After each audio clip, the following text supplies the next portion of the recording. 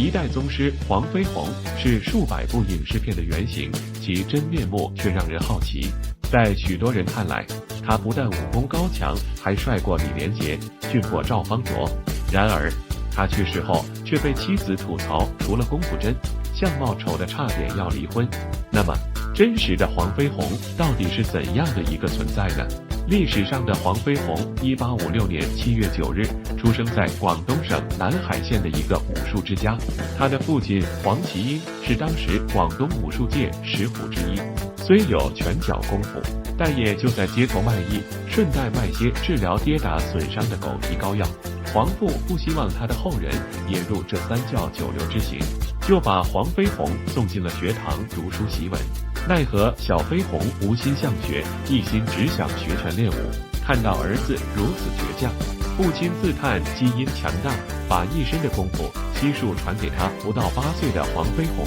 学得飞快，也跟着父亲来到街头。一次机缘巧合，他在街上救了一个黑衣人，这个黑衣人便是武术高人林福成。林福成收他为徒，教会了他铁线拳、双手飞陀。这还不算，爱武的他后来拜师习得无影脚、罗汉金钱镖等传世技法。他曾以一套4项标龙棍完胜牛人郑大雄的左手钓鱼棍法，世人惊呼少年英雄出江湖。16岁的黄飞鸿一腔热血，他不甘心在南海小地方卖弄，又跑到广州去打拼。先是在广州第7府街头卖艺，并教给围观的工人们一些防身之术。后来，这些工友们凑钱给他在广州开设武术馆，成了当时最年轻的洪拳教练。黄飞鸿的洪拳师从2条线，一条是父亲黄麒英所传，一条是师傅林福成所教他，把这2个套路进行整合创新，增加了自己的技法，成为飞鸿宗师的代表拳法，也是中国功夫的一大亮点。身为中国人，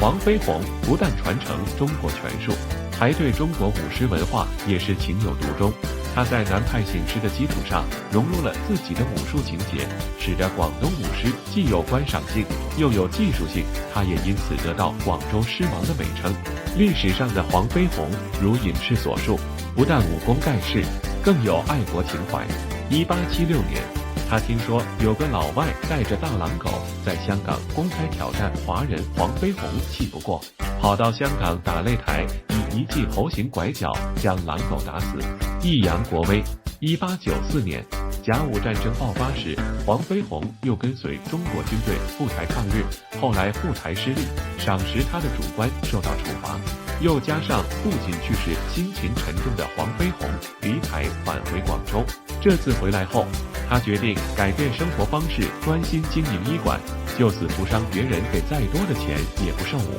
1895年6月，他创建了宝芝林。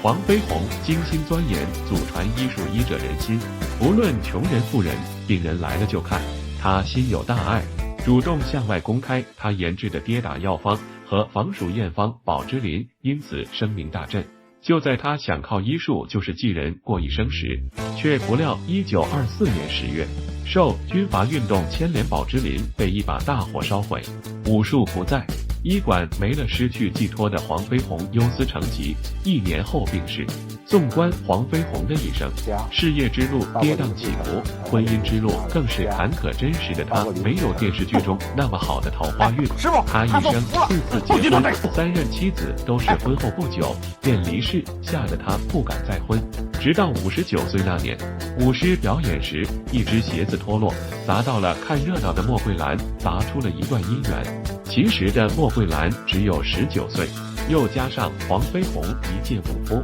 也不擅长聊聊我，这样的婚姻夫妻感情可想而知。再说，莫桂兰和黄飞鸿结婚时，黄飞鸿已是一个即将进入花甲之年的老人，所以当后人采访时，莫桂兰她说，黄飞鸿一点也不帅，还是一副寿星公头，丑的他都想离婚，也是可以理解的。然而飞鸿踏雪，你要买什么？历史上不出声就是没有了。过他作为一代洪拳大师、武师名你要买什么？中医世家，虽然真人容貌可能与我们心目中的形象有些出入，他的功夫也不一定像影视剧中那样神乎其神。但他身怀绝技又爱国爱民的侠肝义胆却是货真价实。他的爱国爱民情怀和传承传统文化的意识，永远值得我们每一位国人学习。